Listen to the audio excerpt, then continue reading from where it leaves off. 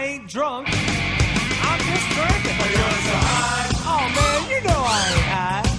But you're so high. Yeah, well I just take a little sip every now and then. But you're so high. Bam! Hey kids, welcome back. It has been a while, at least a couple days. Anyway, I did a video the other day on setting a prop shaft and all this other crap because I said there's not much out there there's tons of stuff. Quadcopter stuff is saturated, helicopters, airplanes, all that stuff. But boat stuff, you know, even me getting back into it in the last year and a half, 2 years, it's been like stuff that I've forgotten, I've looked up, and it's like, it's really hard to find individualized content. So that's what we're doing. So I'm going to start a little series, a couple series. I'm just going to do some tech videos on boat stuff, and I'm going to do a short series, well, maybe short, on model engines. And this is the first video for that. So get your roto twister out, bam, and we're going to go over some engines. So here we go. We're going to start, it's all about model engines. We're not covering anything electric. This is only nitro and gas. This first video, we're just going to go over the major bits and bobs, if you will, of the types of engines that are out there. So first and foremost, this is a Zenoa, okay, G300 PUM, which is basically a 30cc Zenoa two-stroke engine, okay? This is going in a gas hydro build that I have coming up pretty soon. I don't know if I'm going to do videos on the actual build, but it's going to be very, very cool. This is the Pro Mod version, and we got the Walboro carb for it. This is the 1054 modded carb. And I'm going to go over these engines in detail in later videos, so this isn't going to be a full, you know, crazy thing. So this is your typical, you know, people call these weed whacker engines. They're not even remotely close. I mean, they're close, but the RPM range is totally different. Torque range, power band, everything is different on these compared to what's in your chainsaw or your weed eater. If it wasn't, your weed eaters would be costing $500–600. So anyway, runs off of a normal spark plug, two-stroke engine, runs unleaded, you know, mixed down to, depending on what you're running, I run 8 ounces of two-stroke oil to 1 gallon of gas, 93 octane gas. What else? This one does have timing. They all have timing. That's a big misconception. All engines have timing. Now, whether it's magneto timing or ignition timing, that's a little bit different of a devil. But anyway, so there's you got your coil, your stator, everything. This is more like your typical engine. So in this case, this Zenoa is a water cooled. So this is for a boat. Water comes in through the head, circulates, comes out the side of the hull, obviously, and then usually you'll have another one that goes on the header pipe that comes out, which when I do the build, you'll probably see that. Pull starts, or they can be belt starts, either way. So very, very cool, awesome engines, but again, you're getting into your 5th and quarter scale models here. Next one, here's a massive massive marine nitro engine. This is huge. This is, I believe, a 0.9 or an 11cc nitro marine engine. So again, water cooled head, in and out here. It's going to run off of a tune pipe exhaust, flywheel starter in this case here. This engine I'm not even sure has ever even been started. Got this one off of eBay for a project that I may or may not do this winter. I have this huge hydroplane in here from the 70s that I may rebuild. I haven't decided yet. And we've got the Vortex on the carburetor. This one is a dual needle carb. So we got a low speed and a high speed over here, which that actually surprises me. Beautiful engine.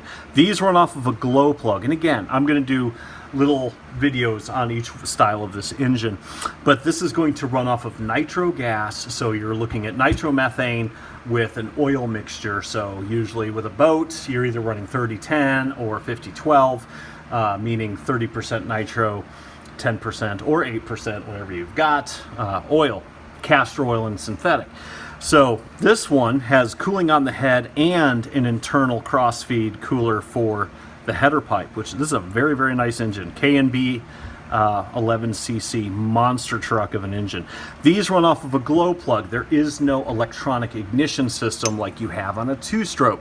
So basically what happens is you take your glow plug igniter, put it on your glow plug, and it glows like a light bulb, you know?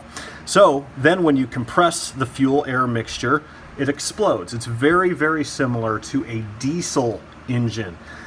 Glow fuel engines or nitro engines are more of a diesel engine than an unleaded engine. Once that compression keeps going and once your engine gets hot, you take the glow plug igniter off, and just the explosion of the nitro air mixture is going to keep your glow plug hot and keep her running.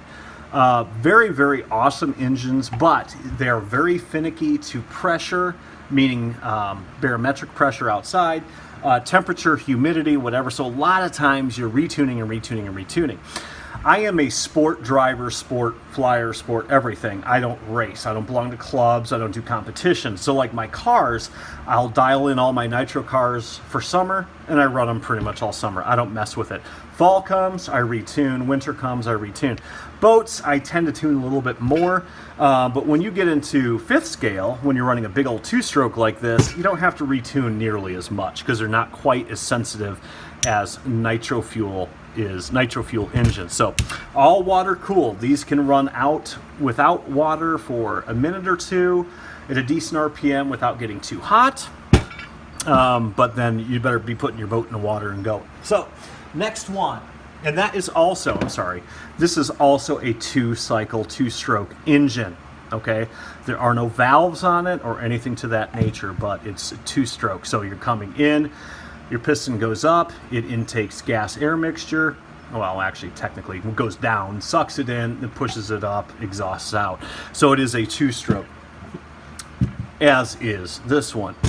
Now, buggy engine, or this on-road car, off-road car, I'm just going to kind of cover them under the same umbrella. This one's a TRX 3.3, which is actually economically one of my most favorite car engines out there because you can get them for like under $200 and they just have balls to the wall. They are fucking awesome. Again, exact same principle as the boat, except it's air cooled, so you don't have any water cooling obviously through here. Also runs on a tuned pipe, which we'll cover in later videos. Air cooled cylinder head. This is also a 2-needle engine. So is this. Some people say 3 because there's an idle stop adjustment, which is right here. That's not really a needle, it's more of a stop gap, okay? But you got your low speed needle and your high speed needle. All right, but exact same principles as a marine engine. No big deal on that. Very, very similar. We will cover these. Usually these are either going to be a bump box start, pull start, or you can drill start them as well too. So, and you usually run a clutch on a car, almost always, I think. All my cars do. Boats, almost never. On a nitro boat, you never run a clutch. And on a nitro a gas scale boat, you can run either or. Most of my boats have clutches. I have a couple without. So it just depends on how you want to launch. It's pretty easy. The next one is a 4-stroke or a 4-cycle nitro engine. This is throwing a lot of confusion to people that don't know nitro. This is actually a 4-cycle. If you see, you've actually got cams. You got a cam down here and valve guides coming up, and you've got valves in the head of the engine.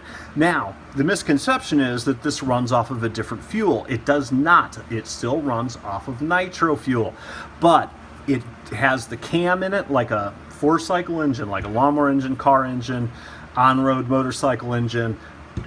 So when your cam's going up and down, you're opening and closing valves for intake and exhaust. Usually running at a lower RPM. This is an OS FS90 monster engine. A good friend of mine in Montana gave me this. It's never even been fired up. It's brand new. It's new vintage, if you will. But you've got your gas in, you've got your idle adjustment, carb choking. There's a lot to them. I don't know if I'm ever going to use this because I don't have a plane that I'm going to put this in, but it is just a really, really cool piece to carry on to. So that's really about it. Those are the 1, 2, 3, 4 basic types of engines for models. There are steam as well, if you're into steamboats and things like that, which I would love to do just for fun. I might build a steamboat, like a ferry type of boat for my shelf in the bathroom this winter or something. I don't think I'd ever actually run it, but I think steam engines are cool. They run off little fuel pellets and shit. Pretty neat. Kind of like Bardwell. Just give him a little pellet and he runs away. But anyway, we're going to cover marine engines and car engines and quarter scale, fifth scale engines in separate videos. This is just a newbie basic overview of what style of model engines there really are out there. This is really about it. I mean, sure, there's different size. I've got a whole bucket full of engines over here. I've probably got 60 of them. But this is your basic premise. And we're going to go over these in detail in future videos. So if you give a damn, watch the future videos. If not, that's cool too. Till next time, kids, keep shining side up. Bye.